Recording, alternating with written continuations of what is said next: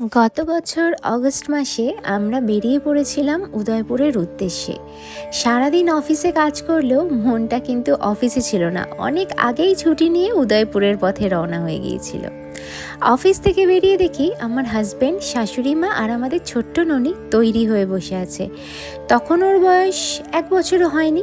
ওকে দেখে মনে হচ্ছিল ট্রিপটা আমরা প্ল্যান করলেও আসল উত্তেজনা কিন্তু ওরই বেশি।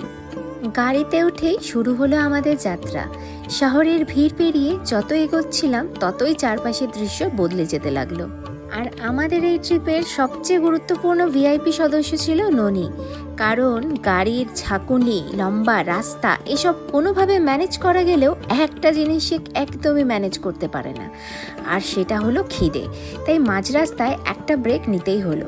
আর মজার ব্যাপার হলো, নিজের খাবার থাকলেও আমাদের প্লেটের উপরও নজর ছিল একদম সিসিটিভি ক্যামেরার মতো।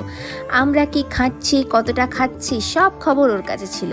মনে হচ্ছিল খাবার আমরা কিনেছি ঠিকই, কিন্তু আসল মালিকানা ননি। খাওয়া দাওয়া শেষ করে আবার রওনা দিলাম। গাড়ির ভেতর চলছিল গল্প, আড্ডা আর হাসাহাসি। আর ছিল ননির নিজের ভাষায় গুরুত্বপূর্ণ ঘোষণা। যদিও সেই ভাষা আমরা কেউই বুঝতাম না, তবুও সবাই খুব মন দিয়ে আমরা শুনছিলাম। ধীরে ধীরে সন্ধ্যা নেমে এলো।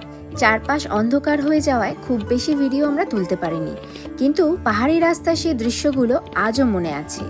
অবশেষে সারাদিনের জার্নি শেষে যখন হোটেলে পৌঁছলাম, তখন আমাদের অবস্থা এমন ছিল যেন মোবাইলের ব্যাটারি 1% এসে দাঁড়িয়েছে। কিন্তু রুমে ঢুকেই চার্জার পেয়ে যাওয়া ফোনের মতো আবার ফ্রেশ লাগতে শুরু করলো। আর বিছানাটা দেখে মনে হচ্ছিল আজকের দিনের আসল ট্যুরিস্ট স্পট কিন্তু এটাই।